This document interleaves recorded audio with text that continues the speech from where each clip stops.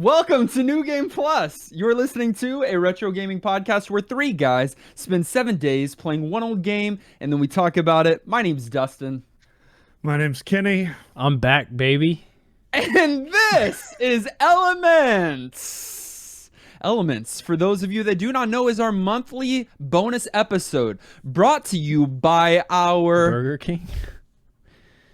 initiative-laden patrons. What is that? Over at patreon.com/NGP podcast, where you can support the show for as little as $1 a month and get some pretty cool perks for doing so. Nolan, sometimes I don't know what he says. Oh, I never know what he says. What if we were sponsored by Burger King, though? That'd be The great. plug But that's not how it happens. Is you just talk about them a lot, and they this are rate, the fast food I would choose. nope, you knew I was going to talk. At this rate, we're not going to be sponsored Fair. by anything because Nolan's turning down every offer that's coming our way. They're Don't not a good say fit. who. They're not a good Don't fit. say who. Well, they might not be a good fit for you, but maybe for Or me. our audience. So maybe for you. All right. Nolan, at What? the end of season 5, year 5 of NGP, and the start of season 6. Wait, no. Weird. At the We're end of wrong. season 6 and at the start of season 7. That Yeah, we're is getting so weird. old. We're getting old, boys. You swore, I think, on your Life? unborn I children's didn't life say that. Wow, that would sounds like something he would say. that we would be bringing back Elements with a vengeance. And here we are, just a couple weeks later, doing so. At least one episode. Yeah, you're And our paraphrasing. special guest this week is a vengeance. Burger King. So welcome to the podcast. Who is a vengeance? Okay. It's a bit. All right, Nolan. What is Elements? Well, the last time I checked, it's a series that Been a while. we're supposed to be doing once a month. Regularly. Where we take a break from our normal episodes, which, if you don't know, are retro games 15 years old and older. Elements, we take a look at really any game that does something exceptionally well, and we discuss one element about that game out of these 5 elements: graphics, story, characters, I cannot Gameplay. believe that every Gameplay. single time. and Don't help music, him that soon. and music, and You wouldn't have Burger gotten King. gameplay. Brought to you by Babies. Burger King. And we do a deep dive on one of those elements, even though the game itself might do multiple elements well, if maybe all of them. We just take some time to look at one of those. And so, last Elements episode, Kenny, do you recall what we did? I actually No, that was don't. like 14 years ago. Wait, I have a guess. I'm just gonna tell you. Well, let me guess. Well, tell me. Wii It was- Sports. The gameplay of Tamagotchi. Ooh. You idiots. Oh, Ooh. that's why. How are you That's gonna why forget we that? stopped. Hey, there was a Tamagotchi in the intro scene of No Time to Die. I forgot to tell you guys. Made me think of you. Interesting. For this episode, we're not going to be talking about Tamagotchi. Instead, we're going to be talking about a brand new action adventure game that released on October 8th of 2021. Some would say it's a Metroidvania title. It is I hate you. it's focused on 2D platforming with a large map or area to explore that only opens up incrementally as you acquire new abilities. It is the first 2D platformer in the series in nearly 20 years. So it has fans and foes alike excited, sitting on the edge of their seats, ready to embark on and engage on a new journey in the life of one Samus Aran. Do you always want to say Samus Aramis a little bit? I always want say that. to. Okay, just making sure. We could talk about the story because there's a good amount of story here, especially for one of these games. Yeah. We could talk about the characters, but really there's not much to do there. There are a few key ones here, but I mean, there's some bosses that have enough characterization to almost have their own conversation. Definitely. We could we could talk about the music and how Oh, goodness. amazing they did going full surround. Well, we could, but I think that earlier games in this series have better music conversations than this one. I Nolan, quick hot agree. take. I Okay. agree with that. We could certainly talk about the gameplay Absolutely. because there's a lot there. But we Absolutely. didn't decide to talk about any of those four. Out of the 5 elements, we decided that for this special episode, we were going to be talking about the graphics of Metroid Dread. So we recognize that Metroid Dread is hot off the presses. You may not have had a chance to play with us. And that means that you may hear some things about the game that you didn't want to know beforehand. But we will strive to do our best to just talk about things that won't ruin the experience for you. Since we're talking about the visuals of this game, you're going to get a lot of our takes on kind of how it looks. And that does mean that we'll talk about a couple of portions of the game you may not be familiar with. But this should be a relatively spoiler-free experience. But proceed at your own risk. Yeah. And for you guys, I don't know if I haven't mentioned to you guys, at least today, we have a tier on Patreon where we provide elements insights. And so they helped us decide what games we should talk about for elements. But not only that, they have provided information or commentary on the game. And so I've actually Nice. included some of their thoughts under these various categories. So I'll bring them up when the time is appropriate. Wonderful. That's a good new addition to the series. Yeah, I think it'll be awesome. So for this first one, I want to talk about the character and enemy models, because we are in a new graphical era. Like I mentioned, we're still 2D-ish, but it's almost 20 years later. Yeah, And I say ish. We're 2D in gameplay style. You know, you're on a plane going side to side, but like graphically, none of this is flat. It all very Nothing much is flat in looks this game. three-dimensional. No, you've got like depth upon depth. But they're still talking 2D, and because you're looking at your character from the side straight on, and you're doing the same old platforming. But here, you've got a lot of new things in the Metroid universe. One, I think let's just start out of the gate talking about Samus's new suit. Oh, And man. Nolan, don't you dare. The Colgate suit? That's disrespectful. It's rude. Descriptive is what it is. It's heinous is what it is. No, I like it. I like it. Then don't call it that. It is the color scheme of Colgate toothpaste. What do you want me to do? It's not. It looks so good. All right. So you've got 3 suits in this game. You've got her standard power suit, I think is what there is. Yeah. They don't ever really call it anything, I don't think, in there. Maybe they do, but you've got the standard power suit, you've got her Varia suit, and you've got the gravity suit. Now, Yes. a version of Varia and gravity and power, of course, have shown up in previous iterations of this series. Correct. Correct? Yep. Okay. You're right. But Yeah. these are new takes on them. Yeah, all of those have existed in most Metroids because of the item progression system in that game. They've been called different things, but yeah, Varia and Gravity are like the most popular ones. So her standard power suit here, is a different kind of look and feel. And so the main color I would say is white, with her chest piece and helmet being the traditional red. Her visor is the glowing green, but her shoulder pauldrons and a little bit of artwork here is what Nolan is referring to as this Colgate shiny blue. Yeah. It does look good. I'm trolling. I enjoy it. It looks really good. It reminds me of Fusion. And by the way, if you didn't know, Dread is a Yes. sequel to Metroid Fusion, Direct the sequel. GBA title. Direct sequel.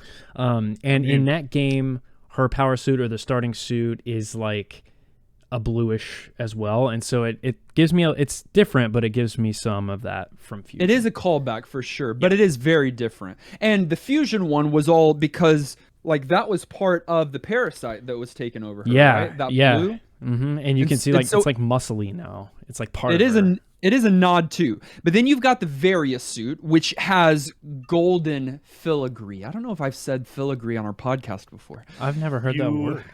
have not. You just went through your library of words that I've used before. Yeah. And so this is just a more armored version. We had the sleek version of her power suit, but then it goes to this Various suit with golden and larger pauldrons, Yes. and still a red chest piece, but she looks more Megazord in this one. Really, she starts Power Ranger like and moves into kind of like a Into Megazord other type Power thing. Rangers? Yeah, she Yeah. kind of ends Power Rangery too. The Varia suit in my mind is like what you think of when you think of Samus, because it's that orange, like it looks similar to her like starting suit in all the games before she loses her powers. And then you've got the Gravity suit, which is even thicker of armor, but purple are your highlights here. Your shoulders are even bigger, your legs are even bigger, your fists are even bigger, but it's this purple stuff. My But the favorite cool one. thing is, with all of these, is that you're not only seeing them in the 2D perspective, but because the camera pans and there's cut scenes, you're seeing it in all of its splendor and glory. Lot of detail.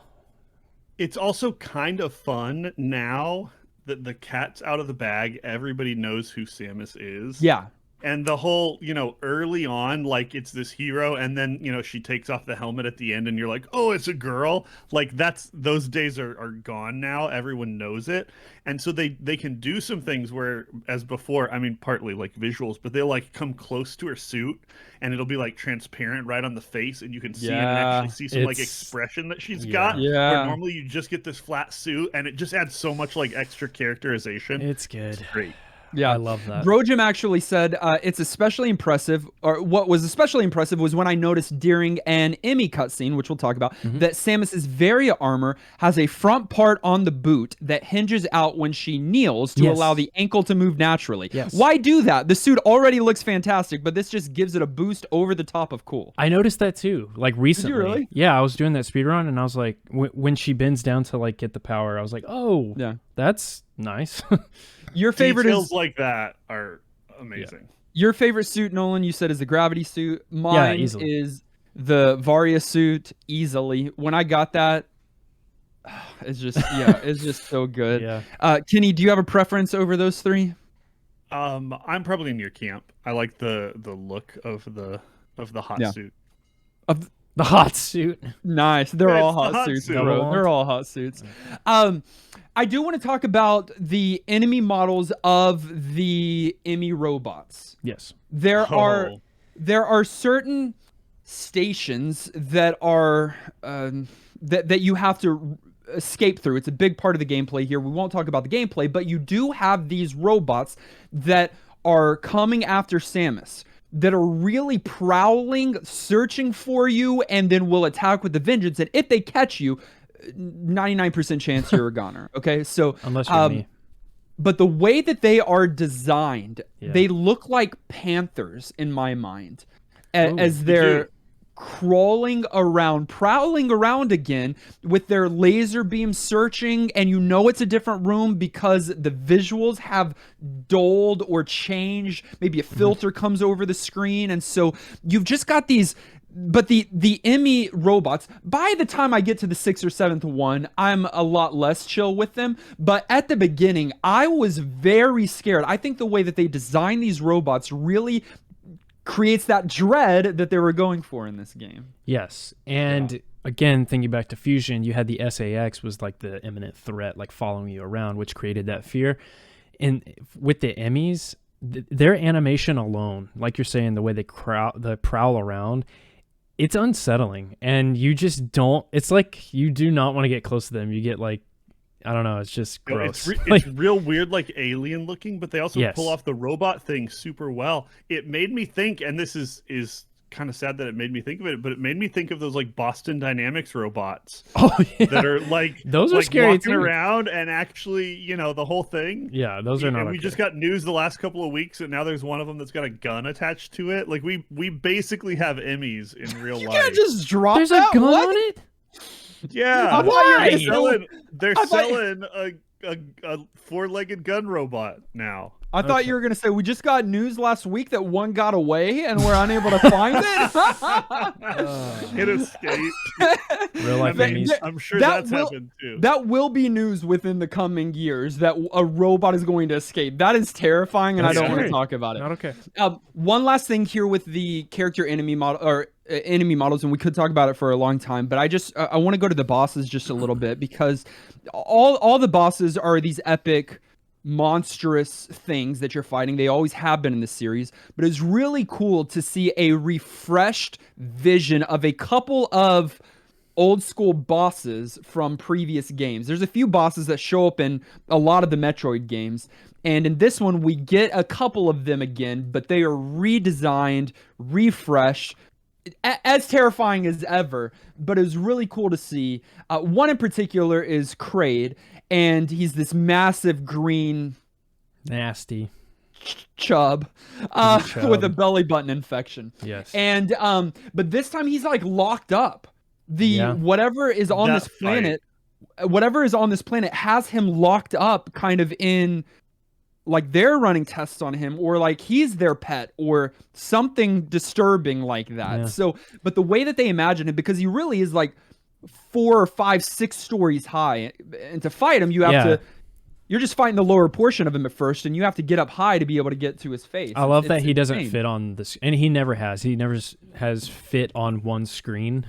They also do a really good job in that fight of kind of playing with the rules visually of not just making him huge and you small in this 2D model, but kind of going in and out of like almost cutscene moments where you're Yes. like jumping in and you're up close and fighting, and the Yeah. graphics, like they just go so outside of the box of what you would expect and really lean into those big hype moments that are bosses, especially visually, but in every other way too. Yeah. Well, it's the parry system, which again is a gameplay component, but it takes you into this interactive cutscene, Kenny, So where good. the camera's panning. It's no longer anywhere close to 2D, but you're being able to jam missiles or just beams into the boss while you're doing these things. And that's not just on the Kraid battle, that's on multiple of the boss battles, if not every single one. Those animation sequences look absolutely Could have stunning. been a whole topic. We don't have it on here, but yeah, it was so Right. good. So the character models are beautiful, but to me, what makes a Metroidvania, to steal your terrible joke reference, It's true. is the map.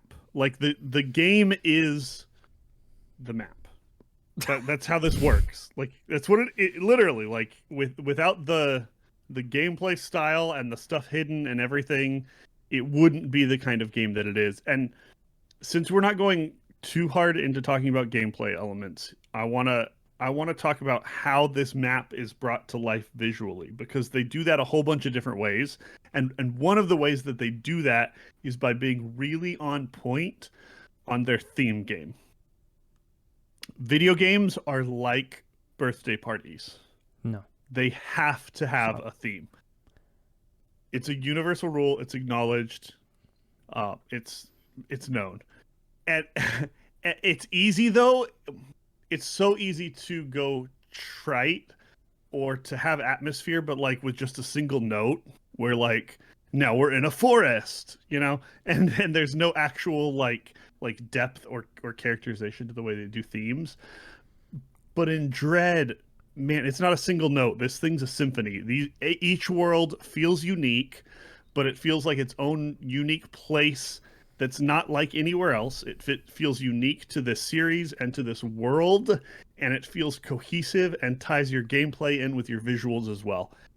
Every single one of these levels that you look at is different and amazing, but I want to talk about 2 of them specifically that are ones that that are earlier in the game, and so I'm a little more familiar. You guys have spent a lot more time with this title than I have, but that just blew me away with their graphics.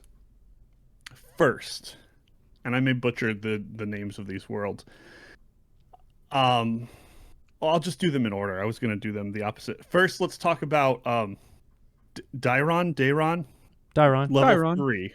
Dairon. Yeah, Dairon. Sure. So, biological research lab. So good. Spooky, dark, but then you're going around and like kind of turning the lights back on. We'll talk about some of that later. Oh yeah, that is.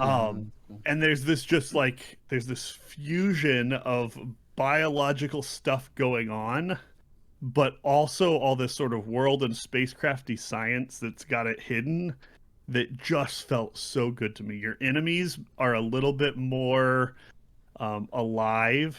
You're getting, creatures now more than like just robots and some of that kind of stuff. And it sort of just takes the game in a even further direction. And they just did such a good job on this one, all of them, but on having this background and these elements that make the place feel alive. Do you guys remember that one? What were your thoughts about that level?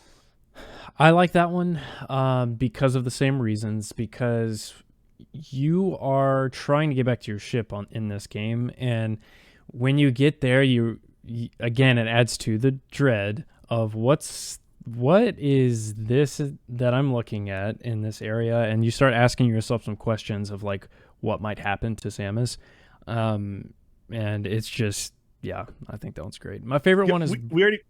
Yeah, go ahead. Go ahead. Well, I might steal your other one, so I'll let you say it. Oh, I was just gonna say, like, up till this point, the Emmys have been the scary thing. Oh, yeah. But they start introducing these like monstrous creatures, and it sort of like peels back that there's this other terrifying stuff that's going on too, and it's such a good way of revealing it. And it's not just the creatures; it's this whole amazing atmosphere. Another one I want to talk about, and maybe I don't know if this is your favorite, Nolan, but this is another one that I don't know, is so creepy to me. Directly the next level, Barinia. Yeah, that is my favorite. Because we full on go like underwater. This is the aquarium of your nightmares. Yeah. Right? Yeah.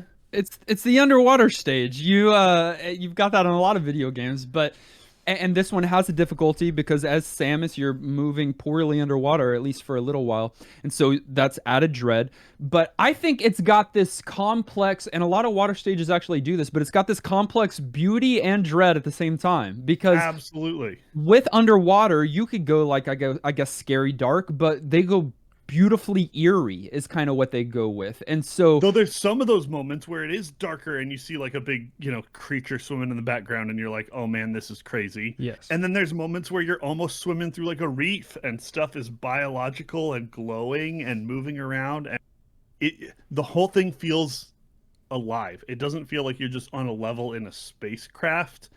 It feels like you're in this whole other place that has its own personality, and I love that. It's just so on point. Well, I just love that, again, they know what they're doing, and every environment is completely realized and alive. Even when you get on the tram, what is that? From Dairon to Barinia. Yep. I don't know if you've noticed, under that tram is water, is rushing water. And then when you get to Barinia, it's raining. And so like they do this with a lot of other visual elements too, but they tease things before you ever get there in all of this. Even one of the bosses, I believe you said it's a failed one, Nolan, but I think that's the one you end up. That is the one, yes, which is interesting. I'm codedly talking about a boss fight. Yeah, you can't accidentally say things. Well, no, that you see being operated on early on in the background. Oh, yeah. And then it shows up later. But I'm just saying that they tease things here. They really are like, hey, there's going to be something. I mean, even so, Unbedavable, one of our patrons said, I think it's smart that even every door that leads to hot or cold areas has either heat or cold, steam in some way coming out of it, so that you know whether or not you should go into it just by looking at it. Yeah, that's a great detail. It's just a cool little visible detail that hints at what's to come if you go that direction. And the fact that they did that seven times when I was playing through the different areas, like each one having their own unique theme, the Chozo one having this like holy sacredness to it, and you see a lot of history there. Like the fact, because I was playing through and they kept giving me a new area, and I was like, wow, like in the past, sometimes you only get like maybe 4 areas, maybe 5, but they gave you a lot of unique themes here, and it's just executed perfectly. And just for the record, my favorite stages Oh, yeah. are those ancient Chozo sanctuaries like Elan and Phrynia. Yeah. I love both of those where they've been somewhat preserved. It's not Yeah. maybe as destroyed as some of the other areas. And I mean, Elan especially because it had been locked up. So a lot of it's really preserved. But you've got these statues, you've got artwork, you've got all of these things that speak to the story. I like story. And so Yes. that speak to this depth of lore. And I just think they did that so immaculately. One of the things though that in multiple of the areas we have these Emmy zones, and there are these unique off-colored environments that I think are unique areas in the areas that you're in. Yeah. You know, that they are their own areas and they all operate similarly but different. I know that some people get tired of the Emmy zones probably and fighting those, and I understand why, but because they don't really operate too differently from one another.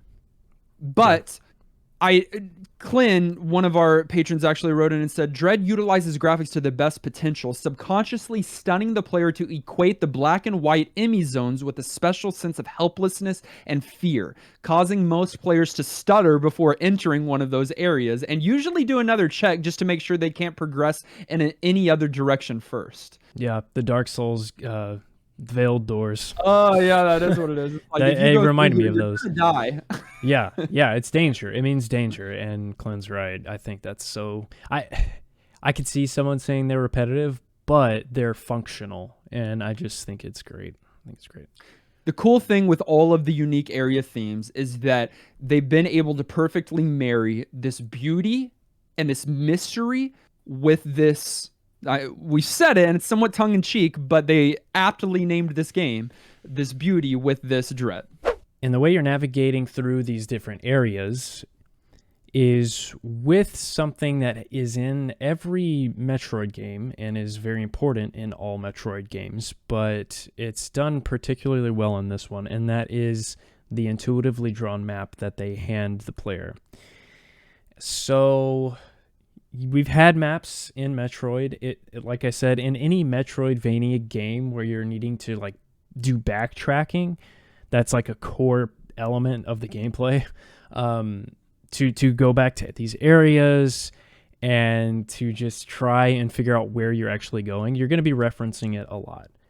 What is new here in this game is that they nailed the visual indicators on this map. It is extremely detailed, down to like the door blockers and the door types, and if a room has a secret in it or not with a flashing indicator. They really thought of everything so that you don't have to look up a guide to complete the game 100%. And Dustin, I know that's something important to you, and you said you loosely followed one, but I'm curious if the map was something you really relied on when you were trying to get through everything. Well, I think they did this map so well, and I think some hardcore Metroidvania fans would think too well, because they straight up tell you if there's something here. And the way that it is so intuitive, I think it's not only so intuitive, I think some might find it too handholdy or too, because it perfectly directs you to the next place that you want to go. You might get lost, but in older Metroid titles, you get lost. Like, you're lost for days. Yeah, big time. Well, and I don't think you're going to get lost as often in this game. Right. Partly because they've given you the good map when you need it, and that's like so on point. But partly because the visuals are so well done, they're so clean, and that throughout the areas, stuff visually looks distinct enough that you're not going to be confused. Am I in this room or in this other room that looks sort of like it? And some of the early Metroid titles, especially, right, they didn't have any choice, but like each area, you could Blue look tile. at one room in that area, and you're like, I could be anywhere in this part of the game because of this tile set. But they have so much freedom to put these visuals in, and I don't think it's a crutch. You still have to explore. You still have to figure this stuff out. Maybe there's a little bit of that's a little more handholdy, but I never felt as Lost, but they still gave you that same atmosphere somehow, and I think they did it with sort of tone and not knowing where you were going, and I don't know, the being lost wasn't what was scary. The world that you were in and the exploring it and not knowing which enemy's gonna, pop up and own you is what was scary here. And I don't know, they just did it really well. I think it's also the use of color here. It's such a masterful use of color in that it tells the player where they can and cannot go. The teleporter color links to this other teleporter. The upgrades have their own color. The doors have their own color, and it's just so easy to look at that map, and it really is a work of art when you see the full completed map. I looked at like a high res one in preparation, and I was just like, they could have gone the basic route like they have in the past, where it's just a very plain layout. But no, it's got everything in there. But it's not. You will need to look at the map, but they do well at doing that within the environment as well. Like one of our patrons, Garlisle, he said one thing that stood out to me visually was the way that the graphics were used to help guide the gameplay. Things like the early switches for doors that open lava vents actually empowering coils in the background that you could follow to your next destination. Amazing. Or the subtle changes on the shapes of the edges of the wall to indicate hidden paths. I think for the most part, now I've become used to playing Metroidvania games and trying to just break everything right around you. Yeah. And here you don't really have to do that much at all because they give you some kind of visual indicator that blow this up or go here. In fact, in this game, it's like, hey, there's a power up in this room. Now you just need to figure out how to do it. In the past, it's like, is there a power up in this room? Yeah. No. Now you know, but you've got to figure out how to get there, and that's the challenge. Yeah, and the other thing in terms of guiding the player, the spider magnet walls are bright blue, and on the map, they're to scale where they are in the room. Blue. And so if you're like, I can't access this area, and you look at your map and you see that there's like a place at the top you can grapple to now, you're like, oh, okay, path unlocked. I can go that way now. It's just great. It's so smart. I felt that it wasn't distracting at all. And if all else fails, remember what your ultimate mission is. You're trying to get back to your ship, which is at the very top. Gotta go up. Gotta go up. We've already talked about the backgrounds. The foregrounds are great, but these backgrounds are also something special. We talked about them when it comes to being able to follow some of the backgrounds to be able to know where you're going. But I want to specifically talk about these living environments, these living backgrounds, because they're not just static. There's nothing static about any of these backgrounds. They're again, the world that you're inhabiting is alive. Even the mechanical areas. Like I just think that every new area you enter causes you to stop and admire, because there is so much going on, and there's so much going on that you can miss it on your first play, your second play, your third play. Nolan was just playing recently, or maybe we were watching something together, but I pointed out to you that there were two of the upcoming bosses you were about to battle lurking in the background of one area that you enter, and you're like, oh, I hadn't seen that before. And you've beaten the game 50 times now. Well, yeah, cool. And I am stoked that happened, because I'm wondering what else. There's probably countless things like that in this game that we didn't catch, that like later playthroughs I'll be like, what in the world? That was so sick. Because those Chozo warriors back there, dude, oh my goodness. That got me so hyped. Tons of detail. And so they almost have to be on point with their backgrounds here, because part of your map is always hidden. That's the game that you're playing. True. They have to do this contrast of visual stuff and stuff that you can't see, because they've got hidden map elements that you're supposed to be exploring. And so the nature of this being the kind of game that it is, you sometimes have, I don't know, 40 or 50% of your screen is all that's showing you something visual. And so if they weren't good about making those things that you do see detailed and have depth and take you out of the sort of flat space, the whole thing would just feel tight and small and not immersive or real. But they use every little visual space that they're given, foreground all the way back through a window, through a door. Yeah. Yeah. Well, you probably got hundreds of these little vignettes. You've got a few rooms that are open, and so you Right. can, as you move across it, and you can see layer upon layer upon layer. Seriously, it's not just a background. It's not just two backgrounds. They create the illusion that it's an endless background, and so you've got 4, 5, 6 layers of background from time to time. But it's these open rooms that really shook me. That room that you're in at the very beginning, Yeah. and it's like got this purple blue, and then you've got these like the trees with the pink leaves and the broken bridge with the water. That there's a depth there. It's alive. It's beautiful. I think there's some waterfalls trickling down, which waterfalls are just going to sell me on any kind of scenery. Like I'm all about Yeah.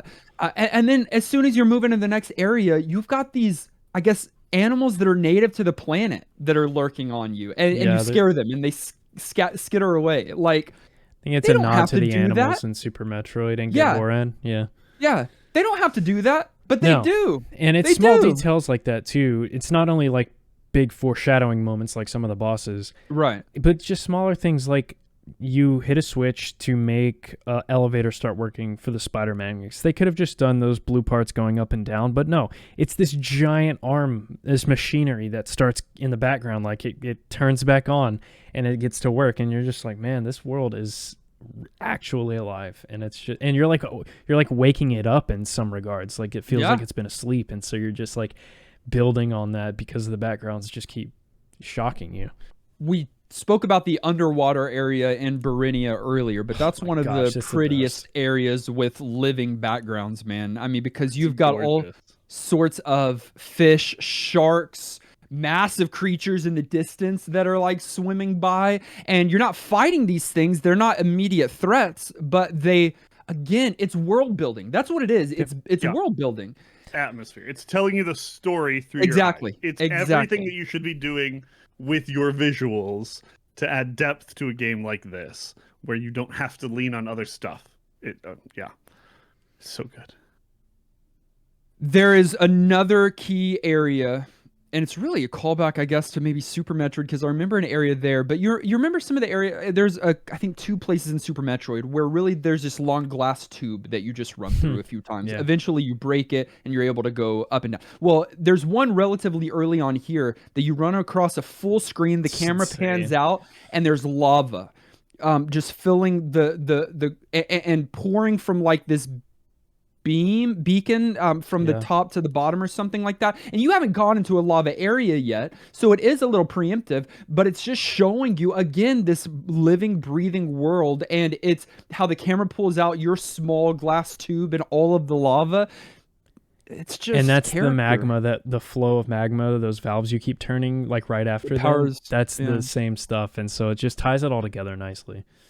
It's just so beautiful to look at. And as we mentioned, there are so many of those things, large and small. So you're not going to catch them all in the first playthrough or the second or the third. That's one of the things, that there's so much eye candy here that as you continue to play, you'll just realize that really just nonstop, the planet bleeds with sci-fi porn.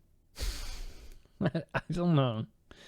I don't know about that. We've talked about how beautiful this game is thematically and in the character models and in the backgrounds.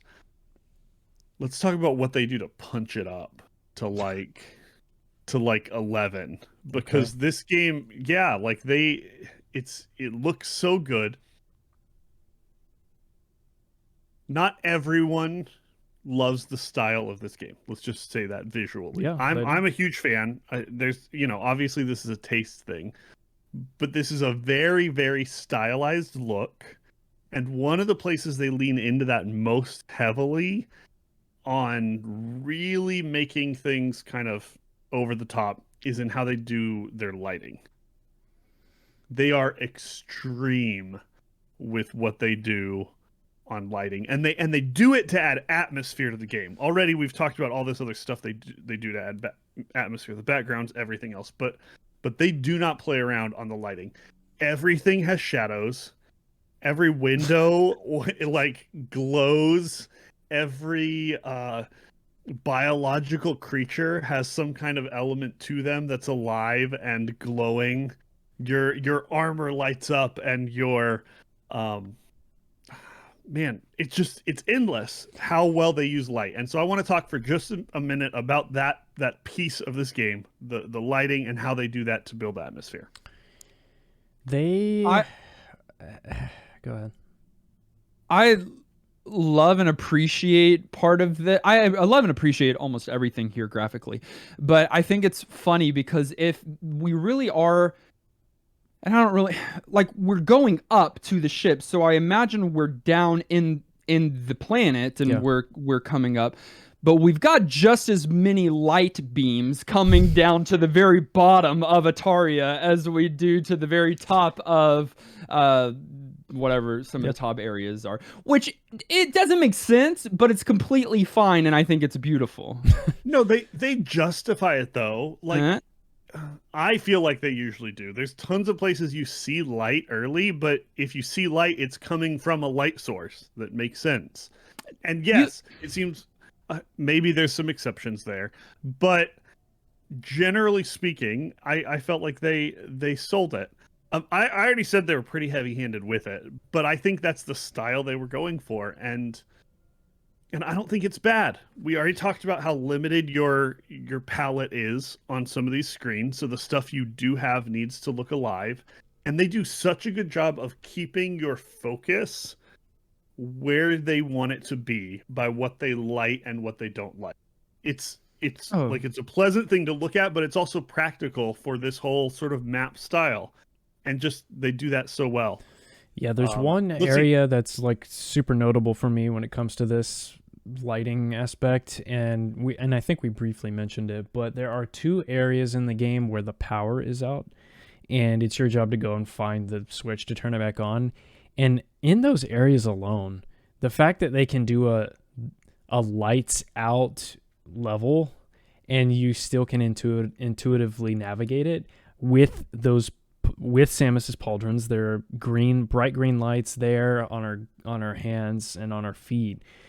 That is beautiful. But then the enemies as well have like indicators on them. Some of them even indicating that you can interact with them, like a bright blue light for a grapple beam. You can interact with that enemy, and like just the difficulty alone of creating the absence of light in a game is really impressive to me.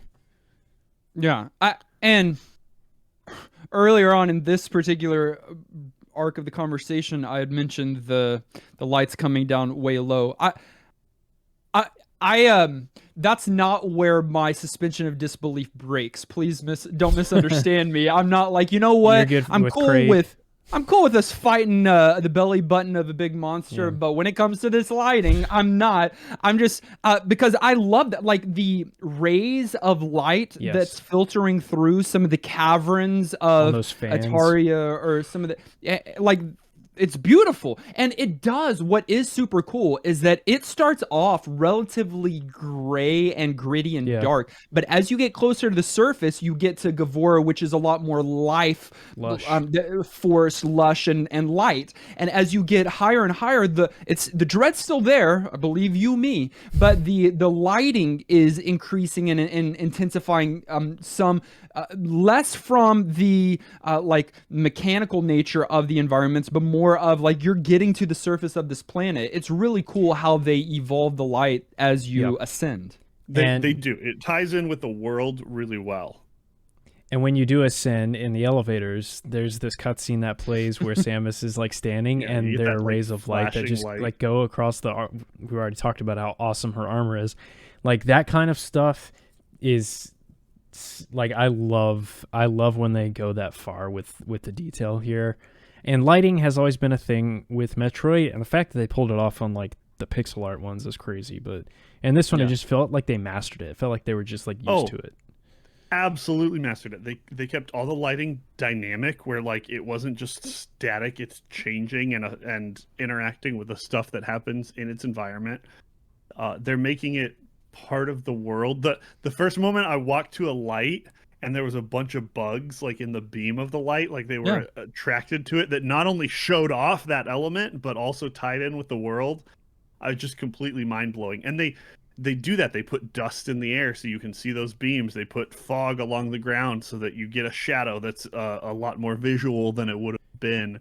They just think of light and almost make it one other kind of paintbrush they can use. And yes, they're pretty heavy-handed on this stuff. It's really a stylized, contrasty kind of world, but it looks so pretty. And the stuff they do with light and shadow is a big part of why that works. I want to wrap up this discussion with a bit of drama that took place when this game was released. And, you know, I wanted to do graphics of this game. We had mentioned at the beginning of the episode that we could have talked about any element. Obviously, this game is anything. It's also good. But I was gunning for graphics here because the graphics have been controversial. Kenny also mentioned it. People don't like the graphics of this game, and I'm just like, some people will just come. Some people don't. Yeah.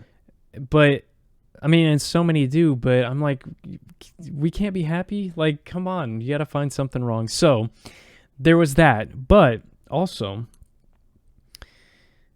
there was this 4K resolution emulation drama where Kotaku, a well-known gaming pub journalist journal, basically like a really big name. And at this point they're just BuzzFeed. I don't absolutely like they're BuzzFeed for games. They're not the like most reputable journalists, but they're got lots of eyes, lots of visuals on them, and are, you know, should be above board in how they handle things. Right.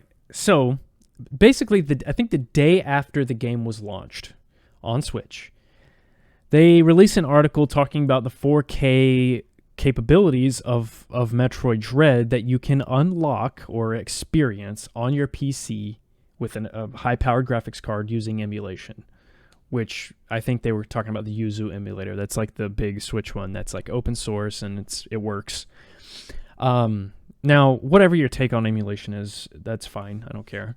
But they were, the day after the game launched, this is a AAA Nintendo title, a Metroid title we haven't had in 20 years, 2D Metroid, advocating piracy. And for a major publication to do that just so you can experience the 4K graphics was very gross. It was in poor taste. I didn't like it. I get, like, stick it to the man, screw Nintendo, big corporation, they're not losing money.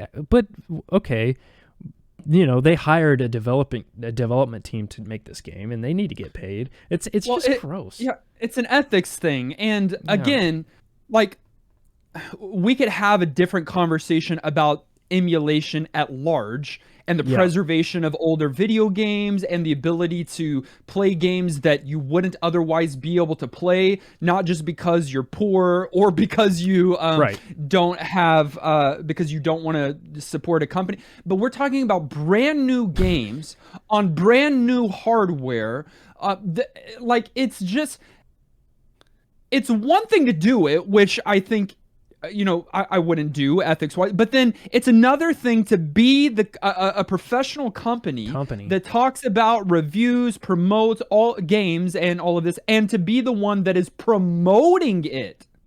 Well, yeah, exactly. That's where it to me, it was all in bad taste, but that's where it totally crossed the line in my mind, because this wasn't just a like, oh, hey, here's a thing that some people did, and it's kind of interesting for this technical right. They weren't reason, just reporting and, like, on it. Talk about it, or like, how cool is it that if you know, Nintendo wanted to release this in 4K somehow, that they're going to be able to, because we've seen it proved by these things. They were like, you need to go out and experience this because it's the only right way to play the game, and here's what you need to go do right now. Oh, and they were very... I'm paraphrasing. Right. But it was and it was like, go out and do this. Yeah, they didn't say it explicitly like that, but the implication was there, and they were very self-aware of that implication in their phrasing. Like, they were like, "Hi, look how edgy we are," and that's why I don't like Otaku anymore. And anyone that makes articles like that where it's like so like above the joke and tongue in cheek, I'm like, can you just review games and talk about how great Metroid Dread is instead of doing this? All that to say, the game looks great in 4K. I fired it up. I was curious. And I think it's compelling that people go to those lengths to experience a game for graphics. It's not my first choice out of the 5 elements that we talk about, but I mean, it's a beautiful game. And 4K, I'm like, I don't need it. I'm happy with the frame rate and the aspect ratio that I got on my Switch with the game. I don't need to do any of that. Also, I purchased the game, so I could do that without guilt. But yeah, I don't know. Do you care about what's 4K? What's 4K? Kenny, you certainly don't care about 4K. No. I mean, I care a little bit, but not actually. You're still rocking 360p over there. True. I don't care about 4K. I honestly don't care about numbers or letters. I just want my game to look good. And so whatever that means on whatever system I'm playing on. So I know that the Switch gets a bad rap sometimes because the graphics aren't maximized compared to other things. Well, one, it's primarily a handheld console, but secondly, it's a smaller screen, and some games maybe don't look as good, or a lot of games don't look as good as games would be on the PS5 or X, whatever. But this game, in my mind, looks exactly like it should. Yes, I mean, better than what I expected, but exactly like it should. And is absolutely gorgeous. Sure, I've seen people, and it's so ridiculous, pick out a few screenshots of some of the more bland areas without the context that that's the Dread, and you're supposed to be feeling it in those areas. Yeah. Not taking the time to screenshot the many more opportunities in the game to get some incredible screenshots of some beautifully drawn, beautifully illustrated, beautifully animated areas. And so, yeah, so numbers, letters, that doesn't bother me as much. It's just I want it to look good, and this game certainly does. Can't wait for Nintendo to see that article and lose drive or reason to keep making 2D Metroids. So I'll see you guys in another 20 years. Thanks for ruining the series again. In fact, I think there was a video that went along with the article, and Nintendo copyright striked it. And so I'll support that copyright strike, Nintendo. Nice. Which is great. Yeah, and here's the thing. As Nolan said, Nintendo, can whatever. We're annoyed by them too. Sure. But there's a line. There's a line.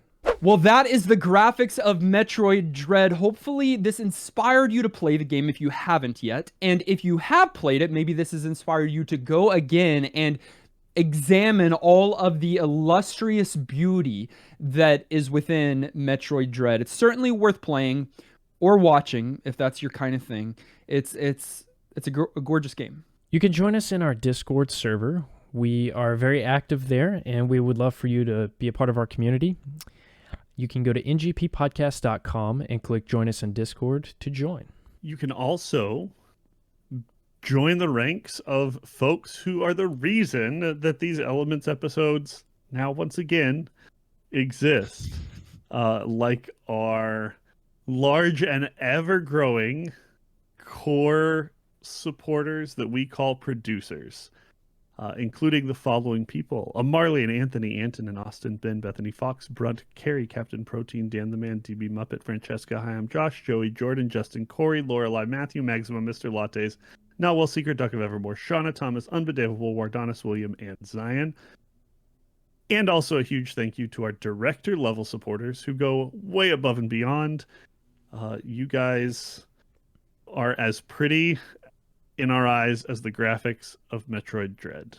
Bro Jim, Garlisle, Zachary, thanks so much for all you do. Thank you, guys. It's because of you that Elements episodes are, again, going to be a thing. For now. In fact, no, we are going to come together within the next couple days and decide already on our next one. I think it's a good idea. we did mention it's probably not going to be a monthly thing, but it is going to be a regular thing. Yeah. So expect more Elements episodes. And if you would like to help influence what games we talk about, or you'd like to have your commentary of the Elements games read, then you can support us on Patreon again. ngppodcast.com will get you to those links. Join us next week as three guys continue spending 7 days playing one old game and then talking about it. Until then, I'm still Dustin. I'm Kenny. Nolan. And this has been New Game Plus. Dread.